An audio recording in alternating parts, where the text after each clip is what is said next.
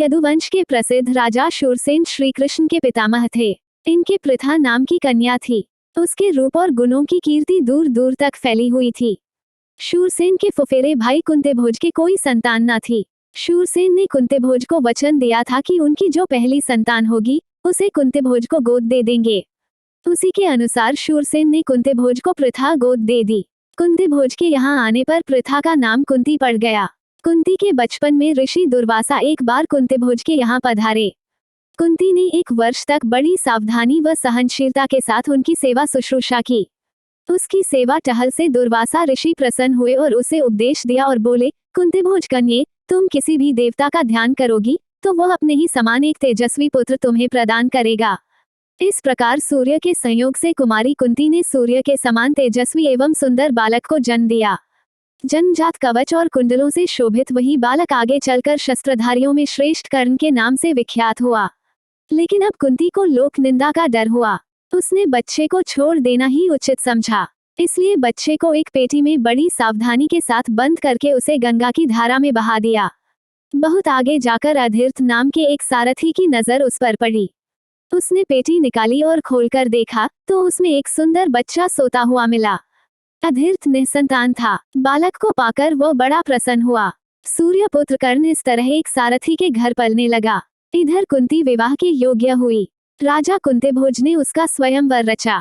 उससे विवाह करने की इच्छा से देश विदेश के अनेक राजकुमार स्वयंवर में आए। हस्तिनापुर के राजा पांडु भी स्वयंवर में शरीक हुए थे। कुंती ने उन्हीं के गले में वरमाला डाल दी। महाराज पांडु का कुंती से ब्याह हो गया और वो कुंती सहित हस्तिनापुर लौट आए। उन दिनों राजवंशों में एक से अधिक ब्याह करने की प्रथा प्रचलित थी। इसी रिवाज के अनुसार पितामह भीष्म की सलाह से महाराज पांडु ने मद्रराज की कन्या माद्री से भी ब्याह कर लिया। एक दिन महाराजा पांडु वन में शिकार खेलने गए। वहीं जंगल में हिरण के रूप में एक ऋषि दंपति भी विहार कर रहे थे। पांडु ने अपने तीर से हिरण को मार गिराया। उनको ये पता नहीं था कि ये ऋषि दंपति हैं। ऋषि ने मरते मरते पांडु को शाप दिया। ऋषि के शाप से पांडु को बड़ा दुख हुआ। साथ ही वह अपनी भूल से खिन्न होकर नगर को लौटे और पितामह भीष्म तथा विदुर को राज्य का भार सौंपकर अपनी पत्नियों के साथ वन में चले गए और वहां पर ब्रह्मचारी जैसा जीवन व्यतीत करने लगे। कुंती ने देखा कि महाराज को संतान लालसा तो है, लेकिन ऋषि के शापवश वह संतानोत्पत्ति नहीं कर सकते। अतः उसने विवाह से पूर्व दुर्वासा ऋषि से पाए वरदानों का पांडु से जिक्र किया।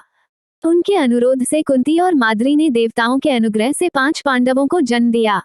वन में ही 5 का जन्म हुआ और वहीं तपस्वियों के संग वे पलने लगे। अपनी दोनों स्त्रियों तथा बेटों के साथ महाराज पांडु कई बरस वन में रहे।